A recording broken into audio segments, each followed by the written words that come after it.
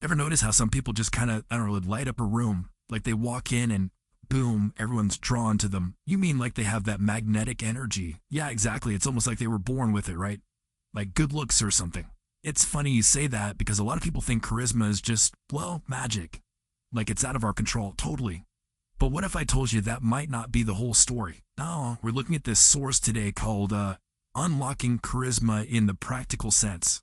And it basically says charisma is not some mystical gift. Really? Yeah, it says it's a skill, something you can learn.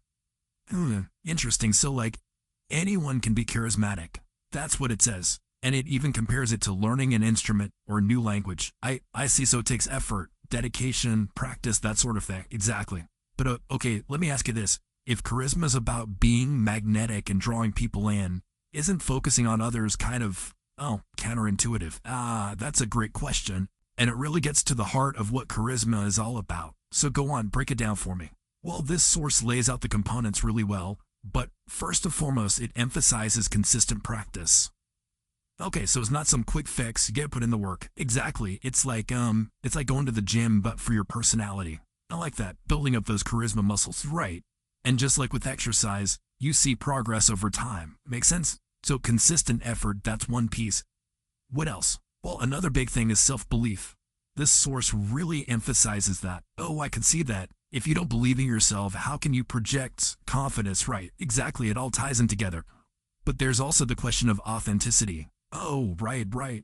But if you have to be authentic, does that mean you can't, learn from others or try to improve your communication? That's where it gets interesting. It's not about copying someone else's style, like trying to be Oprah or Obama. See, you're saying their charisma is unique to them. Exactly. And trying to mimic it just wouldn't feel genuine. So it's more about identifying your own strengths, your own style. Exactly. And here's where that focus on others comes in. Okay, bring it back to that for me. Think about it. Charisma isn't about being the loudest in the room.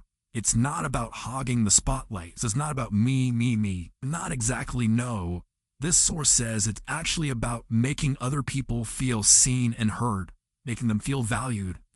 So it's about making connections, not just broadcasting yourself. Exactly. And to do that, you need some serious communication skills. Right. But not everyone's a natural conversationalist. That's true. But the good news is communication is a skill you can develop. And this source actually highlights storytelling as a really powerful tool for building charisma. Storytelling, huh?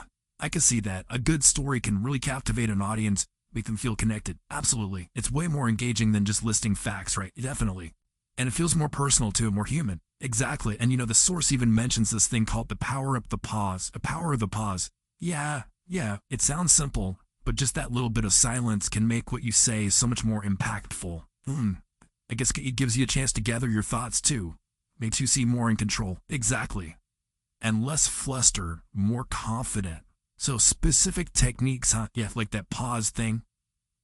Anything else? Actually, yeah. The source links to some other resources with, really practical advice. Even stuff about body language. Okay, now we're talking. Give me some of those body language secrets. Well, one article I was reading emphasized the importance of eye contact. Eye contact, really, seems pretty basic. I know, right? But it makes a huge difference. It shows you're engaged, you're interested, you're really seeing the other person. Makes sense. Anything else? Oh, and a genuine smile can do wonders too. A smile. Who doesn't love a good smile? Right. It just makes you seem more approachable, more open to connecting. So even if you're feeling a little shy or intimidated, just making an effort with your body language can help. Absolutely. It sends those non-verbal cues that you're open and engaged. This is starting to feel less like some elusive quality and more like a toolkit you can actually build. That's a great way to put it. And speaking of tools and building, this source goes into some pretty amazing examples of people who've used these principles to completely transform their lives. And who are these charismatic champions? Well, the first one is someone you probably know very well, Oprah Winfrey. Oprah, huh? Yeah, she definitely seems to have that charisma thing down. Right. And her story is, it's pretty amazing when you think about it. From a tough childhood to a global media icon. That's pretty impressive. It really shows you how powerful authentic charisma can be. And that you don't need, all the advantages in the world to build it. One thing I've always admired about her is, how genuine she seems. the way she connects with people. Yeah, it never feels fake or forced, does it? Not at all. And she's not afraid to show her vulnerable side either. Oh yeah, like when she gets teary-eyed with a guest or something. Exactly. She's not afraid to be human, and that's, I think, a big part of what makes her so relatable. Makes sense. Like here, her charisma comes from a place of real empathy. Yeah, real understanding. Exactly. It's not about putting on a show. It's about connecting with people on a human level. To Oprah, she's a great example. Anyone else come to mind? Well, let's switch gears a little. Let's talk about Barack Obama. Okay, yeah, he definitely had that charisma factor to, oh, for sure. And his journey is pretty remarkable too. I mean, from community organizer to, President of the United States. I remember watching his speeches and just, I don't know, feeling inspired, like he really had a vision. He was a gifted speaker, for sure, but I think it was more than that, wasn't it? What do you mean? Well, he had this way of weaving in personal stories. He could take these complex issues and somehow make them relatable, even emotional. He was a great storyteller, like we were talking about earlier. Exactly. It wasn't just a lecture, it felt like he was having a conversation with you. So we've got Oprah, we've got Obama. Any examples from, like, the business world? Oh, absolutely. The source actually talks about Richard Branson. Okay, yeah, I can see that. He's always, like, pushing boundaries and stuff, right? And that's part of what makes him so charismatic. People are drawn to that energy, that willingness to take risks. He's definitely got that, like, playful, bold energy. Remember those photos of him kite surfing with a model on his back? Classic Branson. But here's the thing. It's not about trying to copy these people, What do you mean? Well, they're all so different fields, different personalities. But they all figured out how to hone their own style of charisma. So it's not one size fits all. Exactly. It's about finding what works for you, what feels genuine. I like that. It's encouraging. So it's not just about being like the life of the party or something. Oh, nope. It's about passion, connection, belief in yourself and what you're doing. But remember what the source said. They're not like anomalies. What do you mean? I mean, these examples show us that anyone can learn this stuff. It's not some magical ability. Okay, so we've seen charisma in politics, media, business. But is there, like, a downside? Could it be used to, manipulate people? That's a really good question. And it's something the source actually addresses. It's like any tool, right?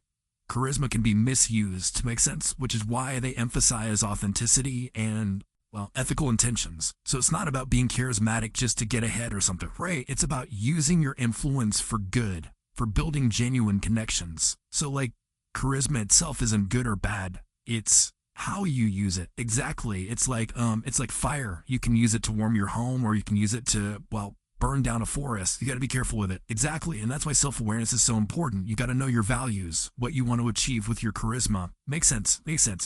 So just to recap, consistency was key. Oh, absolutely. It's about making those small changes part of your routine, like practicing active listening, working on those storytelling. Exactly. And eventually it just becomes, second nature. You're going to have to think about it, right? This has been really interesting, but I have to admit, it's kind of a lot to take in. I get it. It can feel overwhelming. So where do you even begin? What's a good first step? Well, I think the best place to start is with yourself. Figure out what your strengths are. What do you bring to the table? Okay, so, like, taking inventory of your natural charisma assets. But what if you don't feel like you have any of those? Well, that's where the learning part comes in.